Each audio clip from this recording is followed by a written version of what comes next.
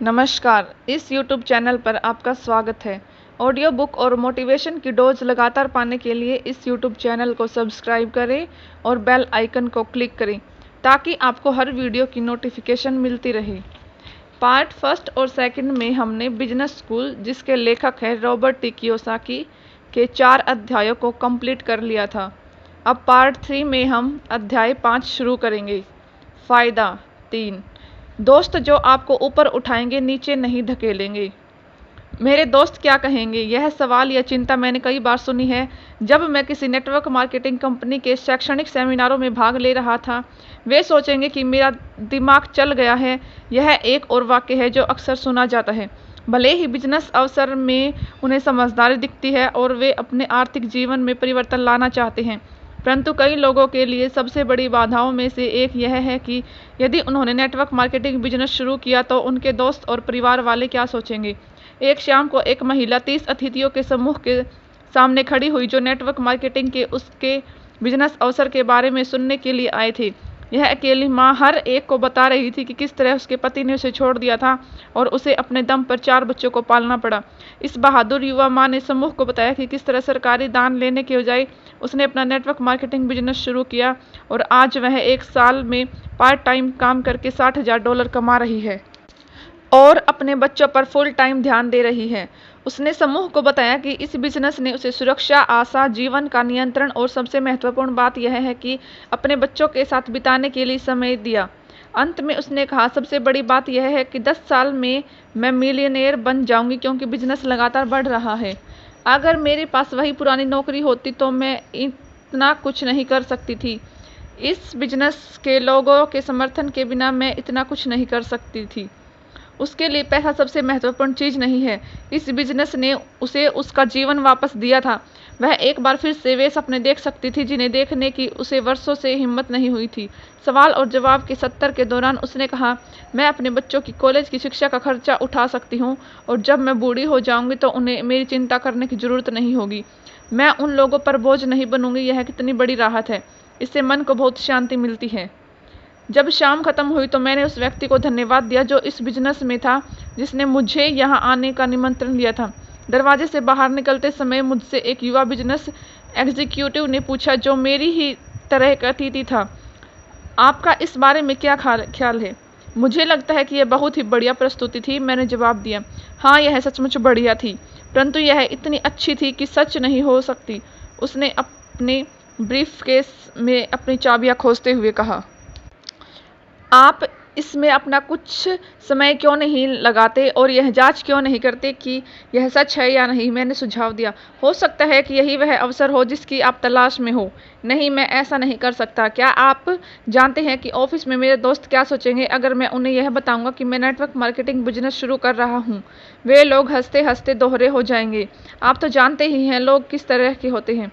सिर हिलाते हुए मैं मुस्कुराया और मैंने जवाब दिया, हाँ, मैं जानता हूँ लोग किस तरह के होते हैं। वह अपनी कार में सवार हुए, मैं अपनी कार में, और हम रात के अंधेरे में वहाँ से रवाना हो गई। सबसे कठिन काम।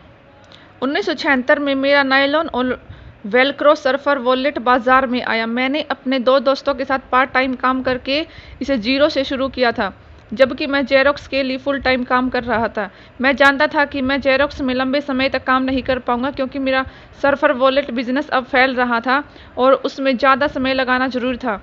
मुझे अब भी याद है कि मैंने अपने ऑफिस के कुछ लोगों को यह बताया कि मुझे जल्दी ही जेरोक्स की नौकरी छोड़नी पड़ेगी और अपने सर्फर वॉलेट बिजनेस को फुल टाइम करना होगा। तुम पागल हो गए हो, एक सीनियर सेल्समैन ने कहा। तुम उसमें जरूरी असफल हो जाओगे। तुम शायद नहीं जानते कि कितने लोग जेरोक्स के लिए काम करना चाहते हैं। एक और सीनियर सेल्समैन ने कहा, तुम्हारे पास एक बहुत अच्छी नौकरी है, अच्छी तनख्वाह है, अच्छी सुविधाएं हैं और प्रमोशन के लिए अच्छे अवसर हैं। अगर तुम नाक की सीध में चलते जाओगे तो तुम किसी दिन अच्छे सेल्समैन बन सकते हो। तुम इतनी अच्छी नौकरी छोड़ने का जोखिम क्यों ले रहे हो? तुम वापस लौट आओगे, एक और सेल्समैन ने कहा। मैंने तुम्हारी तरह के अनगिनत लोगों को देखा है। लोग सोचते हैं कि वे आसमान में हैं, वे कंपनी छोड़ देते हैं, असफल हो जाते हैं और फिर अपने पैर के बीच में दुम दबाकर वापस लौट आते हैं, बेशर्ते तुम सही सलामत हो। 6 सेल्समैन और 2 सेल्सवुमन यह सुनकर हंस दिए और उस नए कॉपीरियर के बारे में बातें करने लगे जो कंपनी जल्द ही ला रही थी। इसके बाद वे इस बारे में बात करने लगे कि उस रात के बेसबॉल मैच में कौन जीतेगा। मैंने महसूस किया कि मैं अपने बिजनेस और सपनों के बारे में गलत लोगों से बात कर रहा था।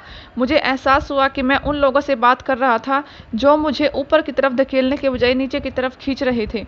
वर्षों बाद उस नेटवर्क मार्केटिंग मीटिंग के बाद जब उस युवक ने मुझसे कहा, नहीं, मैं ऐसा नहीं कर सकता। क्या आप जानते हैं कि ऑफिस में मेरे दोस्त क्या सोचेंगे अगर मैं उन्हें बताऊंगा कि मैं नेटवर्क मार्केटिंग बिजनेस शुरू कर रहा हूं? वे लोग हंसते हंसते दोहरे हो जाएंगे। आप तो जानते ही हैं लोग किस तरह के होते हैं। मैं अच्छी तरह से जानता था कि वह किस बारे में बात कर रहा था। मेरे लिए सुरक्षित नौकरी छोड़ने और बिजनेस शुरू करने का सबसे कठिन काम इससे निपटना था कि मेरे दोस्त, मेरा परिवार और मेरे सहकर्मी क्या कहेंगे या क्या सोचेंगे। मेरे लिए यह सबसे कठिन काम था। क्वाड्रेंट में परिवर्तन, सिर्फ नौकरी में नहीं। आपने कितनी बार लोगों को इस तरह के वाक्य कहते सुना है, काश मैं नौकरी छोड़ सकता, मैं नौकरियां बदल बदल कर परेशान हो गया हूँ, काश मैं और ज़्यादा कमा सकता, परंतु अब मैं सब कुछ छोड़ छाड़ कर नई कंपनी शुरू नहीं कर सकता और मैं फिर से किसी कॉलेज में जाकर कोई नया प्रोफेशन नहीं सीख सकता। हर बार जब मेरी तनख्वाह बढ़ती है तो उसका एक बड़ा हिस्सा टैक्स में चला जाता है। मैं कड़ी मेहनत कर रहा हूँ, परंतु मेरी मेहनत से केवल कंपनी के मालिक ही अमीर बन रहे हैं। मैं बहुत मेहनत करता हूँ, परंतु मेरी माली हालत नहीं सुधर पा रही। मुझे अपने रिटायरमेंट की चिंता भी होने लगी है। मुझे डर है कि कहीं टेक्नोलॉजी या कोई कम उम्र का कर्मचारी मेरी नौकरी न छीन ले। मैं इस तरह की कड़ी मेहनत आगे नहीं कर सकता। अब मेरी उम्र बढ़ती जा रही है। दांतों का डॉक्टर बनने के लिए मैंने डेंटल कॉलेज में एडमिशन लिया था, परंतु अब मैं दांतों का डॉक्टर नहीं बने रहना चाहता। मैं कुछ अलग हटकर करना चाहता हूँ और नए लोगों से मिलना चाहता हूँ। मैं अपना समय बर्बाद करते करते थक चुका हूँ और ऐसे लोगों के बीच रहते रहते ऊब चुका हूँ जिनमें ज़्यादा महत्वाकांक्षा नहीं है और जो आगे नहीं बढ़ पा रहे। मैं ऐसे लोगों के साथ समय गुजारते गुजारते थक गया हूँ जो सिर्फ इतनी मेहनत करते हैं कि उन्हें नौकरी से न निकाला जाए, और मैं ऐसी कंपनी के लिए काम करते हुए भी थक चुका हूँ जो सिर्फ इतना वेतन देती है कि हम नौकरी छोड़कर न चले जाएं।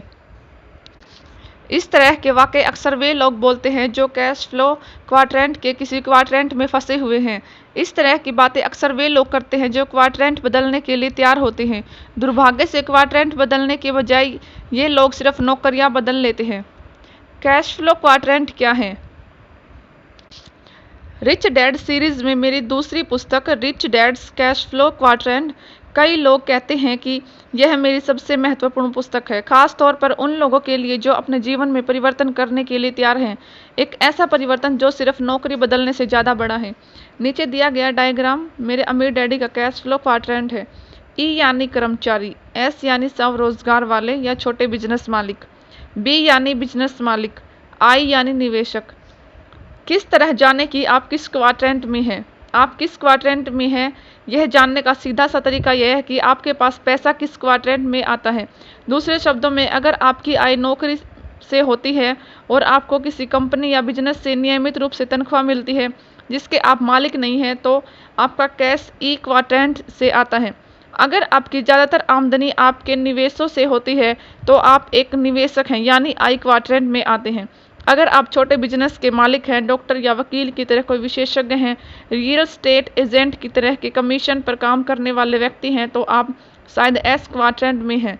और अगर आप किसी बड़े बिजनेस या कंपनी के स्वामी हैं जिसमें 500 से अधिक लोग काम करते हैं, तो आप बी क्वाड्रेंट में आते हैं। अलग अलग क्वाड्रेंट, अलग अलग जीवन मूल्य। वर्षों पहले अमीर डैडी ने मुझे बताया था कि अलग अलग क्वाड्रेंटों के जीवन मूल्य अलग अलग होते हैं। उदाहरण के तौर पर ई क्वाड्रेंट का व्यक्ति चाहे कंपनी में गेट कीपर हो या कंपनी का प्रेसिडेंट, वे एक समान मूलभूत जीवन मूल्यों के द्वारा एक सूत्र में बंधे होते हैं।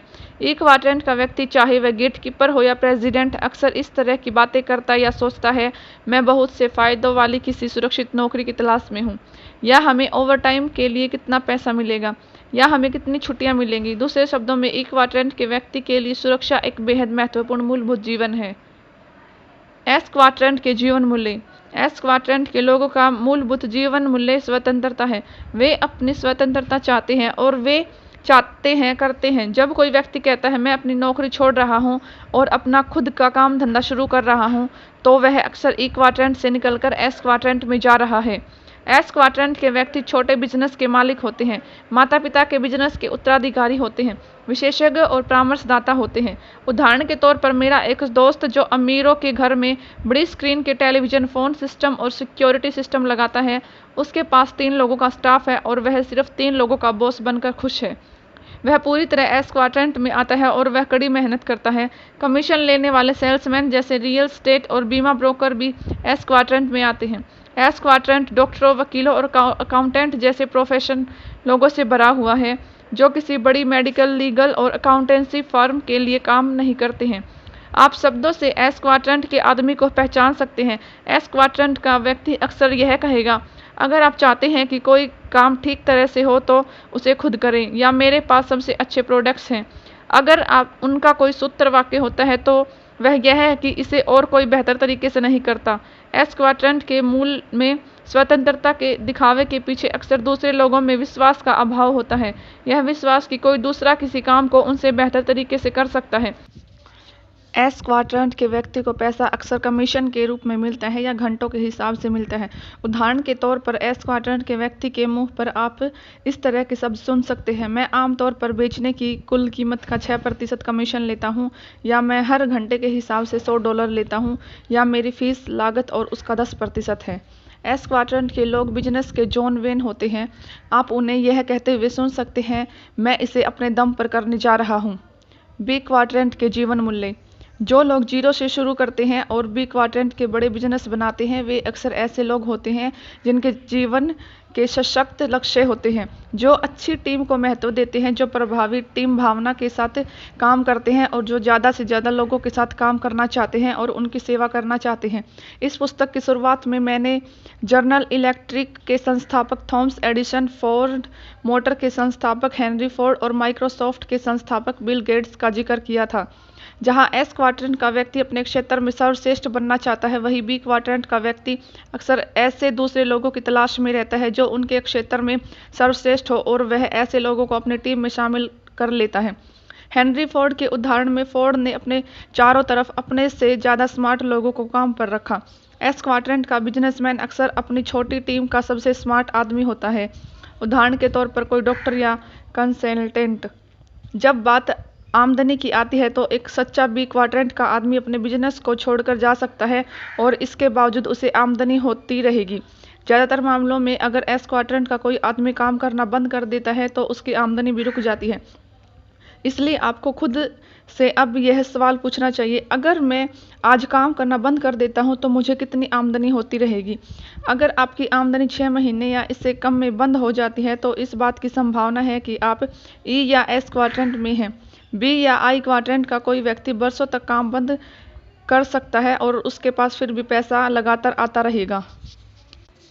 आई क्वाड्रेंट के जीवन मूल्य। आई क्वाड्रेंट में आर्थिक स्वतंत्रता पर जोर दिया जाता है। निवेशक इस विचार को पसंद करता है कि पैसे के लिए काम करने के बजाय पैसे से अपने लिए काम करवाया जाए। निवेशक कई चीज़ों में निवेश करते हैं। वे सोने के सिक्कों, रियल एस्टेट, बिजनेस या कागज़ की संपत्ति जैसे स्टॉक, बॉन्ड और म्यूचुअल फंड में निवेश कर सकते हैं। अगर आपकी आय कंपनी या सरकार के रिटायरमेंट प्लान से होती है, न कि आपके खुद के व्यक्तिगत निवेश ज्ञान से, तो आपकी आमदनी ई क्वाड्रेंट में आती है। दूसरे शब्दों में, आपकी कंपनी या सरकार अब भी आपकी सेवा के वर्षों का भुगतान कर रही है।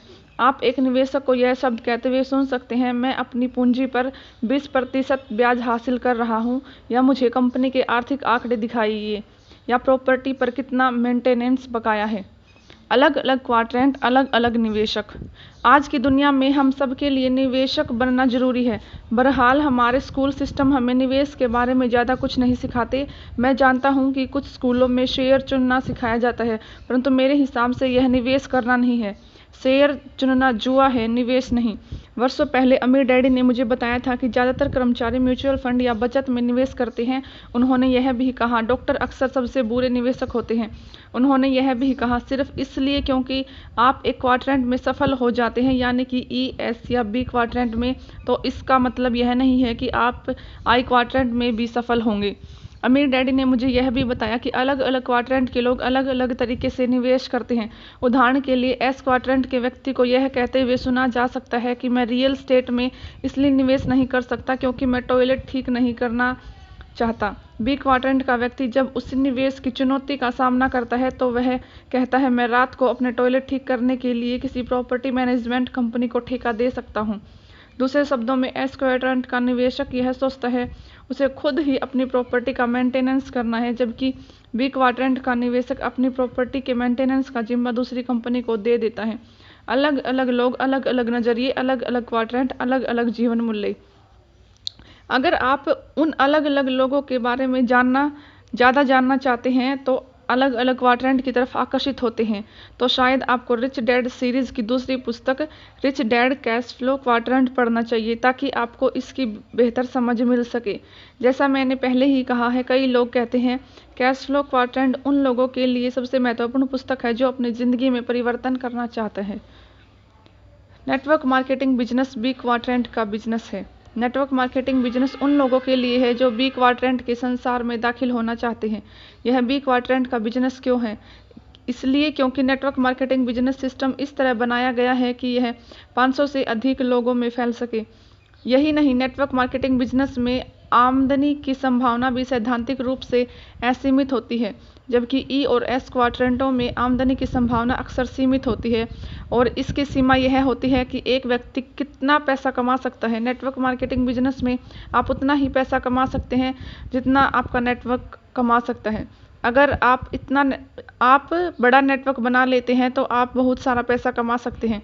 एक बड़ा नेटवर्क बिजनेस बनाने के बाद आपका अगला कदम होगा कि बी क्वाड्रेंट में आगे बढ़कर आई क्वाड्रेंट में जाना। कम से कम मेरे अमीर डैडी ने मुझे यही करने की सलाह दी थी और यही मैंने किया था। मेरे साथी सेल्समैन जो मेरे जेरोक्स छोड़ने और अपना खुद का बिजनेस शुरू करने का मजाक उड़ा रहे थे, आज भी सेल्समैन हैं। उन्होंने अपना नजरिया कभी नहीं बदला, उन्होंने अपने मूलभूत जीवन मूल्य कभी नहीं बदले, और इसलिए उन्होंने अपने क्वाड्रेंट कभी नहीं बदले। आज मैं जानता हूं कि उनमें से कई अपनी नौकरियों के छूटने को लेकर चिंतित हैं। उनमें से कुछ के पास रिटायरमेंट के लिए पर्याप्त पैसा नहीं है। दूसरे शब्दों में, उन्होंने ई और एस क्वाड्रेंट में अपना बहुत ज़्यादा समय बर्बाद कर दिया है। बड़े होकर आप क्या बनना चाहते हैं? जब मैं छोटा बच्चा था तो मेरे अमीर डैडी अक्सर कहते थे, स्कूल जाओ, अच्छे नंबर लाओ ताकि तुम्हें कोई सुरक्षित और बढ़िया नौकरी मिल सके। वे मुझे ई क्वाड्रेंट में भेजने के लिए तैयार कर रहे थे। मेरी माँ अक्सर कहती थी, अगर तुम अमीर बनना चाहते हो तो तुम्हें डॉक्टर या वकील बनना चाहिए। इस तरह तुम्हारे पास एक प्रोफेशन होगा तो तुम्हारी हमेशा मदद के लिए मौजूद रहेगा। वे मुझे एस क्वाड्रेंट में भेजने के लिए तैयार कर रही थी। मेरे अमीर डैडी कहते थे, अगर तुम अमीर बनना चाहते हो तो तुम्हें अपने बिजनेस पर ध्यान देना चाहिए। अमीर डैडी ने यह सुझाव दिया कि मैं बिजनेस मालिक और निवेशक बनना सीखूं। जब मैं वियतनाम से लौटा तो मुझे यह फैसला करना था कि मैं किस डैडी की बात मानूं। कैश फ्लो क्वाड्रेंट की तरफ देखते हुए मुझे खुद से यह सवाल करना था, मेरे लिए किस क्वाड्रेंट में आर्थिक सफलता की सबसे ज़्यादा संभावना है। मैं यह जानता था कि मेरी सारी ज़िंदगी कर्मचारी नहीं बने रहना चाहता था, न ही मैं एस क्वाड्रेंट में डॉक्टर या वकील बनने के लिए कॉलेज जाना चाहता था। मैं चाहता था कि मेरे लिए सबसे अच्छे अवसर बी और आई क्वाड्रेंट में थे। मैं जानता था कि बी और आई क्वाड्रेंट मेरे लिए इसलिए सर्वश्रेष्ठ थे क्योंकि मैं करोड़पति बनना चाहता था, और पैसा कमाने के लिए मैं किसी के आदेश का पालन नहीं करना चाहता था या सारी जिंदगी कड़ी मेहनत नहीं करना चाहता था। आज मैं हर साल लाखों डॉलर कमाता हूँ और इसके लिए मुझे काम करने की या कड़ी मेहनत करने की ज़रूरत नहीं होती। मैं कम से कम काम करके अधिक से अधिक कमाता हूँ क्योंकि मैं नेटवर्क की शक्ति का प्रयोग करता हूँ। अब क्वाड्रेंटों की तरफ देखने की आपकी बारी है। आपको खुद से यह सवाल पूछना है, कौन सा क्वाड्रेंट मेरे लिए सबसे अच्छा है। कई लोग इस वजह से अपने जीवन में सफल नहीं हो पाते क्योंकि वे अपने क्वाड्रेंट नहीं बदलते। ज़्यादातर लोग सिर्फ नौकरियां बदलते हैं। इसलिए आप अक्सर सुनते हैं कि लोग नौकरियां बदल रहे हैं, या लोग कह रहे हैं, मैंने आदर्श नौकरी ढूंढ ली है। चाहे उन्हें आदर्श नौकरी मिल गई हो, परंतु उनके जीवन में कुछ ज़्यादा बदलाव नहीं है क्योंकि उन्होंने क्वाड्रेंट नहीं बदला है। क्वाड्रेंट बदलने का अर्थ है जीवन मूल्य और दोस्तों में बदलाव। नेटवर्क मार्केटिंग बिजनेस का एक लाभ यह है कि यह बिजनेस नए लोगों से भरा हुआ है, जिसमें से कई आपने नए और अच्छे दोस्त बन सकते हैं। मेरे लिए जेरोक्स छोड़ने का सबसे कठिन हिस्सा ई क्वाड्रेंट में रह रहे मेरे ज़्यादातर दोस्त और परिवार थे। उनके जीवन मूल्य मेरे जीवन मूल्यों से अलग थे। वे सुरक्षा और स्थायी तनख्वाह को महत्व देते थे, जबकि मैं आर्थिक स्वतंत्रता को महत्व देता था। अगर आप क्वाड्रेंट बदलने के बारे में सोच रहे हैं और नेटवर्क मार्केटिंग बिजनेस शुरू करने के बारे में विचार कर रहे हैं तो आप मुझसे बहुत लाभदायक स्थिति में हैं। कम से कम नेटवर्क मार्केटिंग बिजनेस में एक ही तरह की मानसिकता वाले लोगों का बहुत बड़ा समर्थन समूह होता है, जिनके एक से मूलभूत जीवन मूल्य होते हैं जो बी क्वाड्रेंट के जीवन मूल्य होते हैं और जो बदलने की प्रक्रिया में आपकी सहायता करते हैं। मेरे पास तो उत्साह बढ़ाने के लिए सिर्फ मेरे अमीर डैडी और उनका पुत्र था। बाकी हर व्यक्ति सोच रहा था कि मैं पागल हो गया था, और शायद ऐसा था भी। बहरहाल जेरोक्स कॉरपोरेशन के में सिर्फ इसलिए रुकना मुझे क्योंकि नौकरी की सुरक्षा और स्थायी तनख्वाह की जरूरत थी। मेरे लिए इतना बड़ा कारण नहीं था कि उसके लिए वहां रुका जाए। मैंने जेरोक्स में जिन दोस्तों को छोड़ा वे बहुत अच्छे दोस्त थे। वे हमेशा बहुत अच्छे दोस्त रहेंगे क्योंकि मेरे जीवन में परिवर्तन के दौर में वे मेरे साथ थे। बहरहाल मेरे लिए यह आगे बढ़ने का समय था। अगर यह आपके लिए आगे बढ़ने का समय हो और बी क्वाड्रेंट आपको बुला रहा हो तो शायद आप नेटवर्क मार्केटिंग बिजनेस में शामिल होना चाहें और नए दोस्तों से मिलना चाहें। आपके दोस्त किस क्वाड्रेंट में हैं? आज मेरे दोस्त चारों क्वाड्रेंट में है, परंतु मेरे सबसे मूलभूत मित्र बी और आई क्वाड्रेंट में है। लोगों के साथ संवाद की एक बड़ी चुनौती यह है कि मैं हमेशा उनके जीवन मूल्यों और उनके क्वाड्रेंट के बारे में सचेत रहता हूं। मैंने पाया कि जब मैं ई क्वाड्रेंट के किसी व्यक्ति से बिजनेस या निवेश के बारे में बात करता हूं तो वे मेरी बात को पूरी तरह से नहीं समझते या फिर वे मेरी बातों से घबरा जाते हैं। उदाहरण के तौर पर अगर मैं ई क्वाड्रेंट के किसी व्यक्ति से कहता हूं मैं अपना खुद का बिजनेस शुरू करना पसंद करता हूं तो वह जवाब दे सकता है, क्या यह जोखिम भरा नहीं है? मैं सिर्फ यह कहना चाहता हूं कि हम भिन्न मूलभूत जीवन मूल्यों के दृष्टिकोण से चर्चा कर रहे हैं। जो मेरे लिए रोमांचक है वह किसी और के लिए डरावना है। इसलिए ई और एस क्वाड्रेंट के लोगों को डराने के बजाय मैं उनसे मौसम, खेलों और टीवी के बारे में बातें करता हूँ। कई लोग जो पहले से ही नेटवर्क मार्केटिंग बिजनेस में हैं अपने बिजनेस को समझाने के लिए मेरे rich dad cash flow quadrant का इस्तेमाल करते हैं। वे क्वाड्रेंट को उस तरह से खींचते हैं जैसे मैंने नीचे दिया है। जो व्यक्ति उनके नेटवर्क मार्केटिंग बिजनेस में शामिल होने में रुचि रखता है वे उसे जीवन मूल्यों में अंतर के बारे में समझाते हैं। उनमें से कई यह बताते हैं कि इस डायग्राम में के प्रयोग से संभावित नए बिजनेस का मालिक इसे ज़्यादा अच्छी तरह से समझ जाता है और उसे यह ज़्यादा आरामदेह लगता है। इस तरह नया व्यक्ति जान जाता है कि वह अपने मूलभूत जीवन मूल्यों में परिवर्तन कर रहा है। वह इस बिजनेस में यह सीखने के लिए दाखिल हो रहा है कि कर्मचारी के बजाय बिजनेस मालिक कैसे बना जाए। हालांकि सभी लोग बिजनेस शुरू नहीं कर सकते, परंतु कई लोग क्वाड्रेंट के प्रयोग की सराहना करेंगे जो उनके जीवन मूल्यों को स्पष्ट करता है और उन्हें अपनी मानसिकता बनाने का समय देता है, बजाय इसके कि बिजनेस शुरू करने के लिए उन पर सेल्स दबाव बनाया जाए। अगर आप क्वाड्रेंट की तरफ देखने का समय निकालें तो इसके लाभ और हानियों को तोले तो मैं सोचता हूं कि आप जान जाएंगे कि एक क्वाड्रेंट से बदलकर दूसरे क्वाड्रेंट में पहुंचना सिर्फ मानसिकता बदलने से अधिक है। दरअसल यह मूलभूत जीवन मूल्यों का परिवर्तन है और जीवन मूल्यों को बदलने में अक्सर समय लगता है। एक क्वाड्रेंट से दूसरे क्वाड्रेंट में परिवर्तन मूलभूत जीवन मूल्यों का परिवर्तन है। मेरा विश्वास है कि नेटवर्क मार्केटिंग को समझाना इस कारण इतना कठिन है क्योंकि बी क्वाड्रेंट में बहुत कम लोग सफल हो पाते हैं। अधिकांश लोग स्कूल और पारिवारिक जीवन मूल्यों के कारण या तो ई या फिर एस क्वाड्रेंट में हैं। दरअसल मेरा अनुमान है कि 80% जनसंख्या ई या एस क्वाड्रेंट में है। लगभग 15% जनसंख्या लोग आई क्वाड्रेंट में हैं, जबकि बी क्वाड्रेंट में 5% से भी कम लोग हैं। दूसरे शब्दों में इस धरती पर थॉमस एडिसन और बिल गेट्स जैसे लोग बहुत कम हैं। कई प्रसिद्ध सीईओ भी हैं ई क्वाड्रेंट में है, बी क्वाड्रेंट में नहीं। उदाहरण के लिए जनरल इलेक्ट्रिक के प्रसिद्ध मूलभूत CEO Jack Welch general electronic के कर्मचारी ही थे। यह मानना कि वे अद्भुत डीलर थे, परंतु बिजनेस का मालिक जी इसका संस्थापक स्कूल में असफल होकर निकला था जिसका नाम थॉमस एडिसन था। एडिसन इतने भविष्य दृष्टा थे और उनमें इतनी ऊर्जा थी कि वे कुछ नहीं से अपने बिजनेस को शुरू करके इसे बुलंदियों तक ले गए। मैं अपनी पहले कही हुई बात दोहरा दूं, बहुत कम लोग सच्चे बी क्वाड्रेंट लीडर के आसपास होते हैं। इसलिए जब लोग किसी नेटवर्क मार्केटिंग बिजनेस लीडर से बिजनेस अवसर के बारे में सुनते हैं तो वे अक्सर यह समझ ही नहीं पाते कि वे कितने बड़े अवसर को देख रहे हैं। अपनी ज़्यादातर जिंदगी ई और एस क्वाड्रेंट के आसपास रहने के कारण उन्हें इतना बड़ा सोचने की आदत नहीं होती। इसलिए कई लोग उस अवसर के सच्चे आकार को देखने में असफल हो जाते हैं जो उन्हें दिया जा रहा है। मैं इतना खुशकिस्मत था कि मेरे अमीर डैडी ने बचपन में ही मेरे मस्तिष्क में बी क्वाड्रेंट के बिजनेस की शक्ति के विचार भर दिए। इसलिए मैंने अपने जीवन में सिर्फ 4 साल की नौकरी की। जब मैं बड़ा हुआ तो ई या एस क्वाड्रेंट में काम करने की मेरी कोई योजना नहीं थी। मैं जानता था कि मैं जिन क्वाड्रेंटों में रहना चाहूँगा वे बी और आई क्वाड्रेंट थे। अगर आप नेटवर्क मार्केटिंग बिजनेस शुरू करने का फैसला करते हैं और अपने किसी दोस्त से चर्चा कर रहे हैं तो उन्हें क्वाड्रेंटों के बारे में समझाने का समय निकालें और उन्हें यह भी बताएं कि आपने अपना व्यक्तिगत क्वाड्रेंट क्यों बदला। अगर आप उनके सामने क्वाड्रेंटों को स्पष्ट करने का समय निकालेंगे तो वे आपको अधिक समर्थन देंगे, बजाय इससे कि आप मुंह खोलकर सिर्फ इतना कह दें, मैं नेटवर्क मार्केटिंग कंपनी में पार्ट टाइम बिजनेस करने जा रहा हूँ। जैसा मैंने कहा, इस बिजनेस को समझाना इतना मुश्किल इसलिए होता है क्योंकि बहुत कम लोग बी क्वाड्रेंट के किसी व्यक्ति को जानते हैं। अधिकांश लोगों के पास सिर्फ ई और एस क्वाड्रेंट के मित्र होते हैं और परिवार होता है। इसलिए धैर्य रखें और जीवन के बारे में अपने नए नए दृष्टिकोण को समझाने के लिए क्वाड्रेंटों का प्रयोग करें। इसके अलावा कौन जाने, अगर आप धैर्य रखें और उन परिवर्तनों को समझाने में सफल हो जाए तो आप करने जा रहे हैं तो वे आपकी यात्रा में आपका साथ ही चल दें। सिर्फ उन्हें यह जान देने की यह यात्रा एक प्रक्रिया है, फटाफट अमीर बनने की योजना नहीं है और इस यात्रा में कई वर्ष का समय लग सकता है। अगर आप गंभीर हैं तो मैं 5 वर्ष की योजना की सलाह देता हूँ। 5 साल की योजना। मुझसे अक्सर पूछा जाता है 5 साल की योजना क्यों?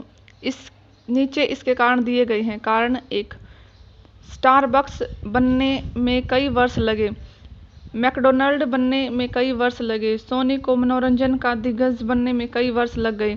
दूसरे शब्दों में, बड़ी कंपनियां बनाने में और बड़े बिजनेस लीडर बनने में कई साल लग जाते हैं। ज़्यादातर लोग वर्षों के संदर्भ में नहीं सोचते, ज़्यादातर लोग तत्काल संतुष्टि और फटाफट अमीर बनने के संदर्भ में सोचते हैं। इसलिए बी क्वाड्रेंट में इतने कम लोग होते हैं। ज़्यादातर लोग पैसा चाहते हैं परंतु अपने समय का निवेश नहीं करना चाहते। जैसे पहले बताया जा चुका है, सीखना एक शारीरिक प्रक्रिया है और कई बार शारीरिक ज्ञान हासिल करने में मानसिक ज्ञान हासिल करने से ज़्यादा समय लगता है। उदाहरण के तौर पर आप साइकिल चलाना सीखने का फैसला कर सकते हैं परंतु आपको शारीरिक रूप से साइकिल चलाना सीखने में ज़्यादा समय लगेगा और मानसिक रूप से फैसला करने में कम समय लगेगा। अच्छी खबर यह है कि अगर आप एक बार कोई चीज़ शारीरिक रूप से सीख लेते हैं तो आप आमतौर पर वह हमेशा के लिए सीख लेते हैं। कारण 2, दूसरी तरफ सीखे हुए को भुलाना भी एक शारीरिक प्रक्रिया है। एक कहावत है, जब आप बूढ़े कुत्ते को नई कलाई नहीं सिखा सकते, सौभाग्य से हम लोग कुत्ते नहीं हैं, आदमी हैं। हालांकि इस विचार में कुछ सच्चाई तो है कि हमारी उम्र कितनी ज़्यादा होती जाती है, कई बार हमारे लिए अपने वर्षों तक सीखे हुए ज्ञान को मिटाना या भुलाना उतना ही मुश्किल होता जाता है। ई और एस क्वाड्रेंट में ज़्यादातर लोगों के आराम से रहने का एक कारण यह भी है कि वे वहाँ आरामदायक और सुरक्षित स्थिति में रहते हैं। आखिर उन्होंने वर्षों तक सीखा है कि वहाँ कैसे रहा जाए। इसी कारण कई लोग वहाँ लौट जाते हैं क्योंकि वह आरामदेह स्थिति है। हालांकि लंबे समय से यह आरामदेह स्थिति उनके लिए अच्छी नहीं होती। सीखने और भूलने दोनों ही प्रक्रियाओं के लिए पर्याप्त समय दें। कई लोगों के लिए क्वाड्रेंट के बाईं तरफ से दाईं तरफ के परिवर्तन में सबसे ज़्यादा मुश्किल इसी बात से आती है क्योंकि उन्हें ई या एस क्वाड्रेंट का अपना नज़रिया भूलना होता है। एक बार आप अपने सीखे हुए को भुला देते हैं तो मैं समझता हूँ कि यह परिवर्तन ज़्यादा तेज़ी से और आसानी से हो जाएगा। कारण 3, सभी कैटरपिलर्स तितलियां बनने में से पहले एक कोकून बना लेते हैं। फ्लाइट स्कूल मेरा कोकून था। मैं एक कॉलेज ग्रेजुएट के रूप में फ्लाइट स्कूल में घुसा था और फ्लाइट स्कूल से बाहर निकलते समय मैं एक पायलट बन चुका था जो वियतनाम जाने के लिए तैयार था। अगर मैं किसी सिविलियन फ्लाइट स्कूल में गया होता तो मुझे संदेह है कि मैं कभी युद्ध पर जाने के लिए तैयार होता। हालांकि मैं तब भी पायलट ही होता। मिलिट्री पायलट के रूप में हमें जो सीखना था वह सब उससे अलग था जो सिविलियन पायलट के रूप में सीखा जाता है। हमारी योग्यताएं अलग अलग थी, प्रशिक्षण की गहनता अलग अलग थी और प्रशिक्षण के अंत में युद्ध पर जाने की हकीकत भी हमें अलग कर देती है। फ्लोरिडा में मूलभूत फ्लाइट स्कूल को पूरा करने में मुझे लगभग 2 साल का समय लगा। मैं पायलट बन गया था और उसके बाद मुझे कैलिफोर्निया के कैंप पेंडलन में उच्च फ्लाइट प्रशिक्षण के लिए भेजा गया। वहाँ हमें उड़ने से ज़्यादा लड़ने का प्रशिक्षण दिया गया। मैं आपको विस्तार से बताकर बोर नहीं करूँगा परंतु कैंप पेंडलटन में प्रशिक्षण की गहनता बहुत ज़्यादा थी। अब जब हमने फ़्लाइट स्कूल का प्रशिक्षण ले लिया था और हम पायलट बन गए थे तो हमारे पास वियतनाम जाने की तैयारी के लिए 1 साल का समय था।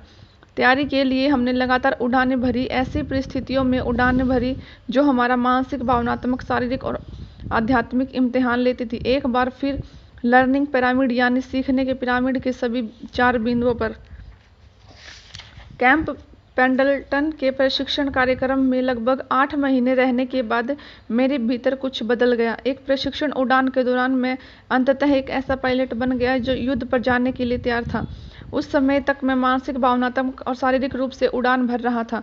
कई लोग इसे यांत्रिक रूप से उड़ान भरना भी कह सकते हैं, परंतु यह एक प्रशिक्षण मिशन में मैं आध्यात्मिक रूप से बदल गया। मिशन इतना बड़ा और डरावना था कि अचानक मेरी सारी शंकाएं और मेरे सारे डर गायब हो गए और मेरी मानवीय आत्मा जागृत हो गई। उड़ान भरना मेरे जीवन का हिस्सा बन गया। मैं हवाई जहाज के अंदर घरेलू और शांतिदायक माहौल अनुभव करने लगा। हवाई जहाज मेरा हिस्सा बन गया था। अब मैं वियतनाम जाने के लिए तैयार था।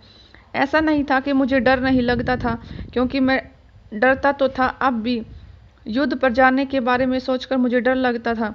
मौत का डर या इससे भी बुरा विकलांग हो जाने का डर अब भी मौजूद था। फर्क यह था कि अब मैं युद्ध पर जाने के लिए तैयार था। मेरा आत्मविश्वास मेरे डर से ज़्यादा था। और इसी तरह की ज़िंदगी बदलने वाली शिक्षा मुझे कई बार नेटवर्क कंपनियों में देखने को मिली। बिजनेसमैन और निवेशक बनने की मेरी प्रक्रिया भी लगभग वैसे ही थी जैसी युद्ध पर जाने वाले पायलट बनने के समय थी। बिजनेस में मैं 2 बार असफल हुआ, तब कहीं जाकर मुझ में वह भावना जागी, वह भावना जिसे बिजनेस की समझ कहते हैं। इसी भावना के कारण मैं हमेशा बी और आई पहलू की तरफ रहता हूँ। चाहे मेरी राह में कितनी भी कठिनाइयाँ आए, मैं एस ई और एस पहलुओं के आराम और सुरक्षा के जाल में फंसने से बचा रहता हूँ और बी और आई पहलुओं की तरफ बना रहता हूँ।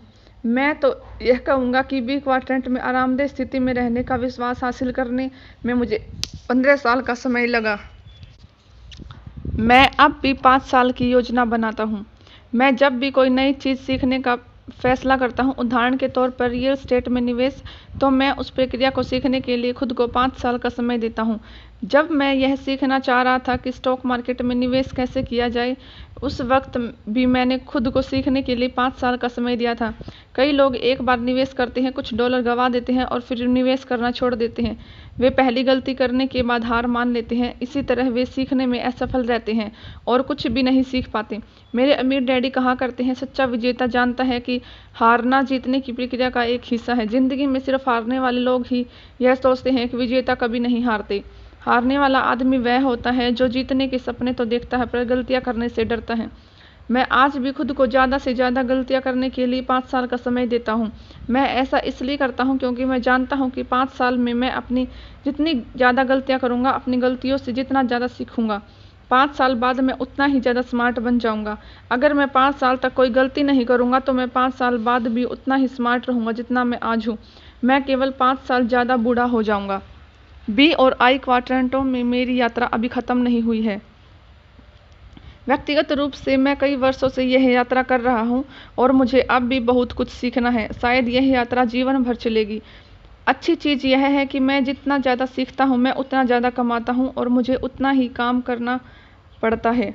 अगर आप या अपने दोस्त सोचते हैं कि आप नेटवर्क मार्केटिंग बिजनेस शुरू कर सकते हैं और आप तत्काल पैसा कमाने की उम्मीद लगाए हुए हैं, तो आप अब भी ई या एस क्वाड्रेंट के लोगों की तरह सोच रहे हैं। ई और एस क्वाड्रेंट के लोग अक्सर फटाफट अमीर बनने वाली स्कीमों या धोखेबाज कंपनियों के चक्कर में फंस जाते हैं। अगर आप अपनी यात्रा शुरू करने के बारे में गंभीर हैं तो मैं आपको कम से कम 5 साल तक सीखने, बढ़ने और अपनी मूलभूत जीवन मूल्य बदलने और नए दोस्तों से मिलने की सलाह दूंगा। मेरे लिए यह परिवर्तन सिर्फ थोड़े अतिरिक्त धन से ज़्यादा महत्वपूर्ण है। संक्षेप में नेटवर्क मार्केटिंग बिजनेस का लाभ यह है कि यह बिजनेस न सिर्फ बहुत बढ़िया बिजनेस शिक्षा देता है, बल्कि यह बिजनेस अक्सर दोस्तों का एक नया संसार देता है। मेरे दोस्त जो उसी दिशा में जा रहे हैं जिस दिशा में आप जा रहे हैं और जिनके वही मूलभूत जीवन मूल्य हैं जो आपके हैं। इसके अलावा मेरे लिए इस तरह की दोस्ती अमूल्य है। मैं जानता हूँ कि मैं इस यात्रा में सफल नहीं हुआ होता अगर मुझे रास्ते में कुछ बहुत अच्छे दोस्त न मिले होते। पुनश्च अगर आप अपनी प्रस्तुति में कैश फ्लो क्वाड्रेंट का प्रयोग करना चाहे तो मेरा अनुरोध है कि आप मेरे अमीर डैडी को इस बात का श्रेय दें कि उन्होंने धन, बिजनेस और जीवन के संसार में पाए जाने वाले 4 तरह के लोगों को इतना आसान स्पष्टीकरण सोचा।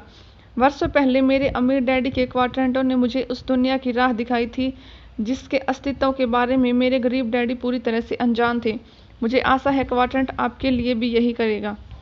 आप, आपके दोस्त और आपका परिवार किन क्वाड्रेंटों में है?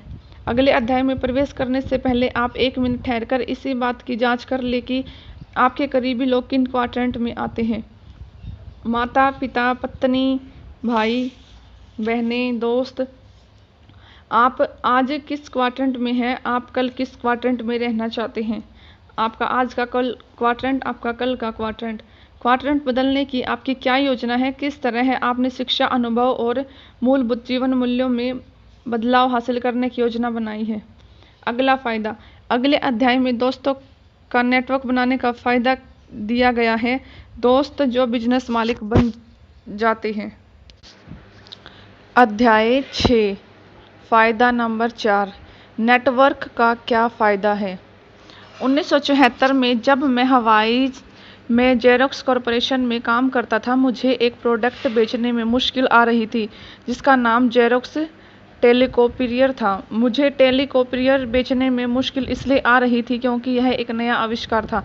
न सिर्फ यह तुलनात्मक रूप से एक नया प्रोडक्ट था, बल्कि आमतौर पर पूछा जाने वाला पहला सवाल यह होता था, अच्छा, यह और किस किस के पास है?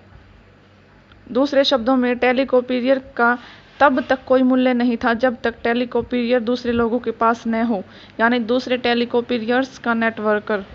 आज ज़्यादातर लोगों ने टेलीकॉपियर का नाम नहीं सुना होगा, परंतु अधिकांश लोगों ने फैक्स मशीन का नाम जरूर सुना होगा।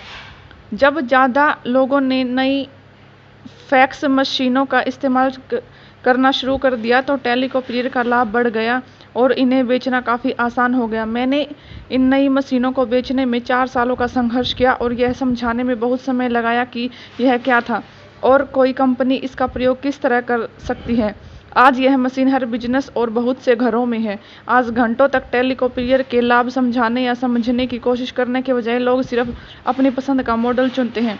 बहुत कम स्पष्टीकरण की आवश्यकता होती है, सिर्फ इतना बताना पड़ता है कि मशीन का प्रयोग किस तरह किया जाता है। इस चर्चा का सार यह है कि टेलीकॉपियर या फैक्स मशीन का मूल्य तब बढ़ा जब टेलीकॉपियर्स का नेटवर्क बन गया। इसलिए यह अध्याय नेटवर्क की शक्ति या उसके लाभ के बारे में है। मैटकॉफ का नियम। रॉबर्ट मैटकॉफ उन लोगों में से एक है जिन्हें ईथरनेट की रचना का श्रेय दिया जाता है। उन्होंने हाल में प्रौद्योगिकी कंपनी 3 कॉमकॉर्प की स्थापना की। उन्हें मैटकॉफ के नियम को परिभाषित करने का श्रेय भी दिया जाता है, जो इस तरह है, किसी नेटवर्क का आर्थिक मूल्य बराबर प्रयोग करने वालों की संख्या। सामान्य शब्दों में मैटकॉफ के नियम को हम इस तरह स्पष्ट कर सकते हैं, अगर दुनिया में केवल एक ही टेलीफोन हो तो इस अकेले फ़ोन पर दरअसल कोई आर्थिक मूल्य नहीं होगा। जिस क्षण 2 टेलीफोन होंगे, मैटकॉफ के नियम के अनुसार टेलीफोन नेटवर्क के आर्थिक मूल्य का वर्ग हो जाएगा। अब नेटवर्क का आर्थिक मूल्य 0 से 4 हो जाएगा। तीसरा फ़ोन आ जाने पर नेटवर्क का आर्थिक मूल्य बढ़कर 9 हो जाएगा। दूसरे शब्दों में, किसी नेटवर्क का आर्थिक मूल्य अंकगणित के हिसाब से नहीं बल्कि घातांकों में बढ़ता है। नेटवर्क का आर्थिक मूल्य अंकगणित के हिसाब से नहीं बल्कि घातांकों में बढ़ता है। जॉन वेन टाइप का बिजनेसमैन। मेरे पिताजी की पीढ़ी में जॉन वेन सफलता का रोल मॉडल था। जॉन वेन उस कठोर व्यक्तित्व का प्रतिनिधित्व करता था जिससे काम करने के लिए किसी के सहयोग की आवश्यकता नहीं थी। यहाँ तक कि जॉन वेन महिलाओं के साथ भी मैं टार्जन, तुम जेन जैसा व्यवहार करता था, जो उनके संबंधों का प्रतिबिंब था। इस दौर के टेलीफोन कार्यक्रमों में लिव इनटू बीवर जैसे कार्यक्रम आया करते थे, जिसमें वर्ड क्लीवर काम पर जाते थे और जून क्लीवर घर पर कर्तव्यनिष्ठ पत्नी की तरह उसका इंतजार करती है, खाना बनाती है और सफाई करती है जब तक कि उसके सपनों का शहजादा यानी उसका पति तनख्वाह लेकर घर नहीं लौटता। हालांकि 1950 के दशक की फिल्मों और टेलीविज़न कार्यक्रमों की कई चीज़ें बदल गई हैं, परंतु उस युग के कई पुराने बिजनेस विचार आज भी मौजूद हैं। अब भी मैं लोगों से यह कहते सुनता हूं कि मैं बिजनेस करने जा रहा हूं और मैं इसे अकेले अपने दम पर करूंगा। मेरी राय में अपने दम पर काम करने का विचार जॉन वेन की तरह बिजनेस करने का विचार है। मैंने पहले ही उल्लेख कर दिया कि जब अधिकांश लोग कहते हैं कि वे अपने दम पर बिजनेस करने जा रहे हैं, तो वे अक्सर ई क्वाड्रेंट से बी क्वाड्रेंट में जाने की बजाय एस क्वाड्रेंट में पहुंच जाते हैं। आज एस क्वाड्रेंट जॉन वेन जैसे अपरिष्कृत लोगों से भरा पड़ा है। फ्रेंचाइजी एक नेटवर्क है। 1950 के दशक में एक नए किस्म का बिजनेस मॉडल उभरने लगा जिसे फ्रेंचाइजी के नाम से जाना जाता है।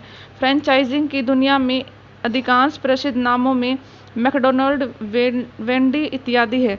आज फ्रेंचाइजी लोकप्रिय है, परंतु 1950 में कई पुरानी विचारधारा के बिजनेसमैन जो जॉन वेन टाइप के बिजनेसमैन थे, फ्रेंचाइजी की आलोचना करते थे, परंतु कुछ तो उन्हें गैर कानूनी भी कहते थे। आज मैं दुनिया में जहां भी जाता हूं, मैकडॉनल्ड्स जैसे प्रसिद्ध फ्रेंचाइजी मुझे बीजिंग, दक्षिण अफ्रीका और भी बहुत से सुदूर स्थानों पर दिख जाते हैं।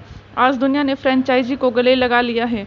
सीधे सीधे कहा जाए तो फ्रेंचाइजी एक तरह का बिजनेस नेटवर्क है, एक ऐसा नेटवर्क जिसमें बहुत से मालिक होते हैं, परंतु वे इकट्ठे काम करते हैं। आज हम सभी जानते हैं कि मैकडॉनल्ड्स के फ्रेंचाइजी के मालिक के पास उस अपरिष्कृत व्यक्ति की तुलना में अधिक शक्ति होती है जो अपना खुद का हैमबर्गर स्टैंड शुरू करता है। अगर मैकडॉनल्ड्स उस अपरिष्कृत व्यक्ति के स्वतंत्र हैमबर्गर स्टैंड के आसपास हो, तो इस बात की संभावना है कि अपरिष्कृत आदमी का बिजनेस जल्दी ही चौपट हो जाएगा, भले ही जॉन वेन बेहतर हैमबर्गर बना सकता हो। जैसा किसी भी नए बिजनेस के साथ शुरुआत में होता है, नया फ्रेंचाइजी तब तक बहुत लाभदायक नहीं होता जब तक कि इसकी तरह के बहुत से फ्रेंचाइजी न हो। मुझे पहले मेल बॉक्सेस एट सेंट्रा याद है और मुझे हैरत होती है कि यह क्या बला है। अचानक कंपनी ने बहुत सारे फ्रेंचाइजी खोलकर विस्फोटक विकास दर हासिल कर ली। यही स्टारबक्स के बारे में सही है। वर्षों पहले मैंने इस अजीब से नाम वाली छोटी सी कॉफ़ी कंपनी के बारे में सुना जो सिएटल में कॉफ़ी की गाड़ियाँ चलाती थी। आज मैं जहाँ भी जाता हूँ मुझे स्टारबक्स दिख जाता है। न्यूयॉर्क में तो ऐसा लगता है जैसे स्टारबक्स हर चौराहे पर है। हालांकि यह अविश्वसनीय वृद्धि मूल रूप से कंपनी के स्वामित्व के स्टोर्स के द्वारा संभव हुई है, फ्रेंचाइजी के द्वारा नहीं। परंतु मेटकॉफ के नियम के काम करने का यह एक और उदाहरण है। मेरे पड़ोस में एक छोटी पैकेजिंग और मेल शॉप है जो सालों से बिजनेस में थी, परंतु जब मेल बॉक्सेस एंड सेंट्रा का फ्रेंचाइजी उसी शॉपिंग सेंटर में खुला तो उसका धंधा चौपट हो गया। कॉफ़ी की छोटी दुकान चलाने वालों के साथ भी यही हुआ। कॉफ़ी की छोटी दुकान बिजनेस से बाहर हो गई और स्टारबक्स से हार गई। हालांकि कॉफ़ी की छोटी दुकान पर बहुत बढ़िया कॉफ़ी मिलती थी। एक बार फिर मैंने यह पाया कि अपरिष्कृत व्यक्ति नेटवर्कर से हार जाता है। दूसरे किस्म का नेटवर्क्ड बिजनेस। 1970 के दशक में एक नए किस्म का नेटवर्क बिजनेस विकसित होना शुरू हुआ। यह वही बिजनेस है जिसके बारे में यह पुस्तक है। वह नेटवर्क बिजनेस जिसे आज नेटवर्क मार्केटिंग के नाम से जाना जाता है। बिजनेस ने फ्रेंचाइजी नेटवर्क के बजाय यहाँ पर व्यक्तियों का फ्रेंचाइजी नेटवर्क काम करता है। दूसरे शब्दों में एक व्यक्तिगत फ्रेंचाइजी। इस नए किस्म के नेटवर्क बिजनेस की तब काफ़ी आलोचना हुई जब यह लोकप्रिय हो रहा था और लाखों करोड़ों लोग इस बिजनेस में दाखिल हो रहे थे। इस बिजनेस की आज भी आलोचना हो रही है, परंतु इस आलोचना के बावजूद नेटवर्क मार्केटिंग उद्योग फ्रेंचाइजी और पारंपरिक बड़े उद्योगों की तुलना में ज़्यादा तेजी से बढ़ रहा है। अधिकांश लोग नेटवर्क मार्केटिंग के तीव्र विकास को इसलिए नहीं देख पाते क्योंकि नेटवर्क मार्केटिंग ज़्यादातर मामलों में एक अदृश्य बिजनेस है। मैकडॉनल्ड्स या स्टारबक्स के विज्ञापन चिल्ला चिल्लाकर अपना नाम बताते हैं, जबकि ज़्यादातर नेटवर्क मार्केटिंग फ्रेंचाइजी घर या छोटे ऑफिस से अपना काम करते हैं। इससे भी बड़ी बात यह है कि कई सफल नेटवर्क मार्केटिंग फ्रेंचाइजी अधिकांश फ्रेंचाइजों से बहुत ज़्यादा पैसे कमाते हैं। अब बड़ा बिजनेस नेटवर्क मार्केटिंग बिजनेस में है। इस पुस्तक की शुरुआत में मैंने कुछ प्रोडक्ट या सेवाओं की सूची बताई थी जो नेटवर्क मार्केटिंग के वितरण तंत्र द्वारा प्रदान किए जाते हैं। इस सूची में कानूनी सेवाएं, टैक्स सेवाएं, टेलीफोन सेवाएं, सौंदर्य प्रदान, विटामिन, कपड़े और यहाँ तक कि रियल एस्टेट भी शामिल है। जब से मैंने अपने दिमाग के दरवाजे को खोला तब से मुझे city bank, AOL, time Warner और वर्कशायर हैथअवे जैसे कई बड़े कॉरपोरेशनों के बारे में मालूम चला जिसने के नेटवर्क मार्केटिंग बिजनेस चल रहे हैं। एक बार मैंने अपने दिमाग खोला तो मैंने महसूस किया कि मैं नेटवर्क मार्केटिंग की आलोचना उन लोगों के मुंह से सुन रहा था जो इस बिजनेस में है ही नहीं। मैं इस बिजनेस को देख नहीं सकता था क्योंकि यह दरअसल एक व्यवहारिक बिजनेस था, जिसका मतलब है कि यह अदृश्य है। मैं इस उद्योग के विकास को नहीं देख सकता था। मैं पुरानी शैली के बिजनेसमैनों या जॉन वेन टाइप के बिजनेसमैनों की शिकायतें ही सुन सकता था। यह उद्योग मैटकोफ के नियम में निहित शक्ति की वजह से लगातार बढ़ता जा रहा है। मैटकोफ के नियम की शक्ति का दोहन करें। नेटवर्क मार्केटिंग के साथ बढ़िया बात यह है कि इसने मैटकोफ के नियम की शक्ति को आम लोगों यानी आपके और मेरे जैसे लोगों के लिए उपलब्ध करा दिया है, परंतु आपको इस नियम का पालन करना होगा। अगर आप नियम के सिद्धांतों का अनुसरण करेंगे तो नेटवर्क मार्केटिंग कंपनी में शामिल होने से ही एक अच्छी शुरुआत हो जाएगी, परंतु सिर्फ शामिल होने से ही आप इसकी शक्ति का दोहन करने में समर्थ नहीं हो जाएंगे। यह वैसी ही बात है कि आप एक टेलीफोन खरीद ले, परंतु पूरी दुनिया में सिर्फ आपके ही पास टेलीफोन हो। शक्ति के दोहन के लिए आपको अपने डुप्लीकेट यानी अपनी ही तरह के किसी व्यक्ति को खोजना होगा। शक्ति के दोहन के लिए आपको अपने डुप्लीकेट यानी अपनी ही तरह के किसी व्यक्ति को खोजना होगा। जिस पल आप 1 से 2 हो जाते हैं, आपका आर्थिक मूल्य घात के हिसाब से बढ़ जाता है। अब आपके नेटवर्क का मूल्य 0 से बढ़कर 4 हो चुका है। जिस पल आप 3 हो जाते हैं, आपके नेटवर्क का आर्थिक मूल्य 4 से बढ़कर 9 हो जाता है। अगर आपके द्वारा लाए गए दोनों लोग 2 और लोगों को नेटवर्क में शामिल कर लेते हैं, तो आपके नेटवर्क का आर्थिक मूल्य ऐसे रॉकेट की तरह दिखने लगेगा जो चांद की तरफ उड़ने वाला हो। अंकगणित के मान में कड़ी मेहनत करने के बजाय आपका आर्थिक मूल्य घातांकों में बढ़ता है। यही नेटवर्क बिजनेस की शक्ति और लाभ है। इस बात की काफ़ी संभावना है कि समय के साथ एक सफल नेटवर्कर डॉक्टरों, वकीलों, अकाउंटेंटों जैसे प्रोफेशनल के लोगों और अन्य अपरिष्कृत लोगों की तुलना में ज़्यादा पैसा कमा सके। इस अंतर और शक्ति को मैटकोफ के नियम द्वारा समझाया गया है, जो नेटवर्क मार्केटिंग बिजनेस का एक बहुत महत्वपूर्ण लाभ है। पूर्व के अध्याय में मैंने नए दोस्तों के लाभ के बारे में चर्चा की थी। आप थोड़े समय का निवेश करें और उन्हें अपने कैश फ्लो क्वाड्रेंट के बारे में समझाएं और उनसे पूछें कि वे किस क्वाड्रेंट में अपने समय का निवेश करना चाहेंगे। इसके बाद अगर आप उन्हें मैटकोफ के नियम की शक्ति समझाएं तो मेरा विश्वास है कि सामने वाला व्यक्ति आपके द्वारा प्रस्तुत बिजनेस अवसर के बारे में ज़्यादा सकारात्मक होगा। आप इस तथ्य को भी स्पष्ट कर सकते हैं कि नेटवर्क मार्केटिंग आज दुनिया में सबसे तेज़ी से बढ़ रहा बिजनेस मॉडल है। हालांकि वे इसे इसलिए नहीं देख सकते क्योंकि यह व्यवहारिक या अदृश्य है। नेटवर्क मार्केटिंग बिजनेस बनाना बस पुराने और नए दोस्तों की तलाश करना है जो उसी दिशा में जाना चाहते हैं जिस दिशा में आप जाना चाहते हैं। इसे इस तरह देखें जैसे आप गणित का कोई सवाल हल कर रहे हो। हम मान लेते हैं कि आप 10 लोगों को 10 नए दोस्तों को इस बिजनेस में लाते हैं। आपके नेटवर्क का मूल्य अब 10 नहीं बल्कि 100 हो गया है। अगर उन 10 में से हर व्यक्ति भी 10 लोगों को इस बिजनेस में लाता है तो आपके बिजनेस का मूल्य आसमान छू लेता है। जैसा मैंने इस पुस्तक की शुरुआत में कहा था, जब मैं पहली बार 1970 के दशक में बिजनेस अवसर की मीटिंग में गया था तो मैंने नेटवर्क मार्केटिंग की तरफ से अपने दिमाग का दरवाज़ा बंद कर लिया था। मेरी आंखें देख नहीं सकती थी, इसलिए मैंने उस बिजनेस अवसर की शक्ति को महसूस नहीं किया जो मेरे सामने खड़ा था। आज मैंने रोशनी देख ली है। अगर मुझे एक बार फिर से शुरू करने का मौका मिले तो पुरानी शैली का बिजनेस करने के बजाय मैं नेटवर्क मार्केटिंग बिजनेस बनाना शुरू करूंगा। कम लागत का एक बेहतर विचार। नेटवर्क मार्केटिंग बिजनेस बनाने के बजाय पुरानी शैली के बिजनेस बनाने में मैंने लाखों डॉलर खर्च किए और कई बार लाखों डॉलर गंवाए। हालांकि मुझे अपनी यात्रा पर अफसोस नहीं है क्योंकि मैंने 0 से पूरी दुनिया का बिजनेस बनाना सीखा, परंतु मैं आपके विश्वासपूर्वक कह सकता हूं कि अधिकांश लोगों के लिए नेटवर्क मार्केटिंग बिजनेस बनाना ज़्यादा समझदारी का काम होगा, खासतौर पर यदि आपके पास पुरानी शैली का बिजनेस बनाने के लिए या किसी प्रसिद्ध फ्रेंचाइजी खरीदने के लिए लाखों डॉलर न हो। सीधे कहा जाए तो नेटवर्क मार्केटिंग बिजनेस जिसमें प्रवेश करने की लागत कम है और जिसके प्रशिक्षण कार्यक्रम अद्भुत हैं, एक बेहतरीन विचार है। यह एक ऐसा विचार है जिसका समय आ चुका है। नेटवर्क मार्केटिंग बिजनेस का विस्फोट पूरी दुनिया में हो रहा है। आपको सिर्फ इतना करना है कि आप अपने दिमाग का दरवाज़ा खोल लें और इसके बाद आप इसे देख पाएंगे। आप इसे अपनी आंखों से नहीं देख सकते क्योंकि देखने के लिए बहुत कम है। सुनहरे मेहराब या हरी जलपरियां आपको अपने बिजनेस की तरफ नहीं बुला रही हैं। नेटवर्क मार्केटिंग बिजनेस का दुनिया भर में विस्फोट हो चुका है और बहुत थोड़े लोग ही इसे देख सकते हैं। नेटवर्किंग का भविष्य। हालांकि बिजनेस बहुत ज़्यादा फैल गया है, परंतु आज नेटवर्क मार्केटिंग बिजनेस में प्रवेश करने का सही समय आ गया है। मैं ऐसा क्यों कह रहा हूँ? मैं ऐसा इसलिए कह रहा हूँ क्योंकि दुनिया अब इस विचार को मानने लगी है कि औद्योगिक युग समाप्त हो चुका है और अब हम आधिकारिक रूप से सूचना के युग में प्रवेश कर रहे हैं। जनरल इलेक्ट्रॉनिक और फोर्ड मोटर कंपनी जैसे बड़े बिजनेस औद्योगिक युग के बिजनेस हैं। मैकडॉनल्ड जैसे फ्रेंचाइजी संक्रमण काल के बिजनेस हैं जो औद्योगिक युग और सूचना युग के संक्रमण काल में उभरे।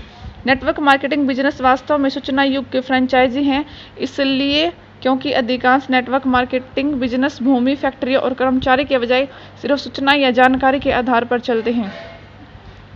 जब मैं बच्चा था तो मेरे माता पिता हमेशा कहते थे, स्कूल जाओ, अच्छे नंबर लाओ, ताकि तुम्हें अच्छी तनख्वाह वाली नौकरी मिल सके जिसमें तुम्हें सारी सुख सुविधाएं मिले। यह औद्योगिक युग का सोच था। मेरे माता पिता सचमुच नौकरी की सुरक्षा, कंपनी पेंशन, मेडिकल केयर और सरकारी सामाजिक सुरक्षा इत्यादि में विश्वास करते थे। यह सब विचार औद्योगिक युग के पुराने विचार हैं। आज हम में से अधिकांश जानते हैं कि नौकरी की सुरक्षा एक मजाक है और एक ही कंपनी में जिंदगी भर नौकरी करना ज़्यादातर लोगों के लिए संभव नहीं है। फिर आप 401 के जैसे रिटायरमेंट प्लान जोड़ देते हैं जो जोखिम भरे स्टॉक और म्यूचुअल फंड से भरे हैं, तो रिटायरमेंट की सुरक्षा भी एक मजाक बन जाती है। आज लोगों को नए विचार और नए सिस्टम की जरूरत है जिनके द्वारा वे उस आर्थिक सुरक्षा को पा सके जो कभी हमारे माता पिता के पास थी। एक जवाब है नेटवर्क मार्केटिंग। जितने ज़्यादा लोग जागेंगे और बहुत से लोग 11 सितंबर के आतंकवादी हमले के बाद स्टॉक मार्केट में हुई मंदी के बाद जाग रहे हैं, उतने ही ज़्यादा लोगों को यह महसूस होगा कि नेटवर्क मार्केटिंग उस दुनिया के लिए एक नया जवाब है जिसमें सुरक्षा दिनों दिन कम होती जा रही है। नेटवर्क मार्केटिंग दुनिया भर में करोड़ों लोगों को अपने जीवन और आर्थिक भविष्य पर नियंत्रण करने का अवसर देती है। इसलिए नेटवर्क मार्केटिंग उद्योग का विकास जारी रहेगा, चाहे पुराने विश्व के चिंतक इसके विकास को देखने में असफल हो जाएं। संक्षेप में, वर्षों पहले जब मैं एक युवा सेल्समैन के रूप में पहले टेलीकॉपियर बेचने की कोशिश कर रहा था, जिन्हें आज फैक्स मशीनों के नाम से जाना जाता है, तो मुझे उन मशीनों को बेचने में बहुत मुश्किल आई। इसका कारण सिर्फ यह था कि बहुत कम लोगों के पास यह मशीन थी। जब संख्या बढ़ी तो बेचना आसान और आसान होता चला गया। जितनी ज़्यादा फैक्स मशीनें हुई, मशीन उतना ही ज़्यादा लाभदायक बन गई।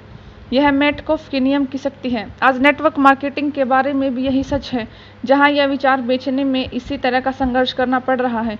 वर्षों पहले कई लोग नेटवर्क मार्केटिंग पर हंसा करते थे, कई ने उद्योगों की आलोचना करते हुए इसे बदनाम किया। मैं जानता हूं, मैंने ऐसा किया था।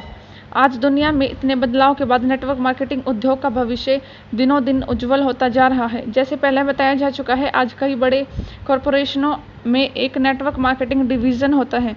नेटवर्क मार्केटिंग अंततः मुख्य धारा का बिजनेस है, हालांकि बहुत कम लोगों को अभी इस बात का एहसास है।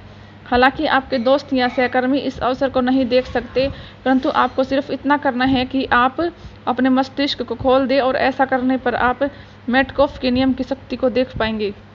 आप नेटवर्क की शक्ति को देख पाएंगे, वह शक्ति जो अभी आपके ठीक सामने है। आपको सिर्फ इतना कहना है, मैं अपने लिए नेटवर्क की शक्ति का प्रयोग करना चाहता हूँ। अगला फायदा।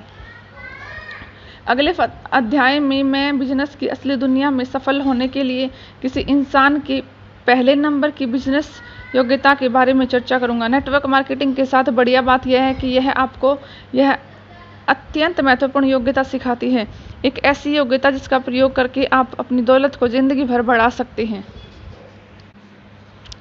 इस ऑडियो बुक को सुनने के लिए आपका बहुत बहुत धन्यवाद।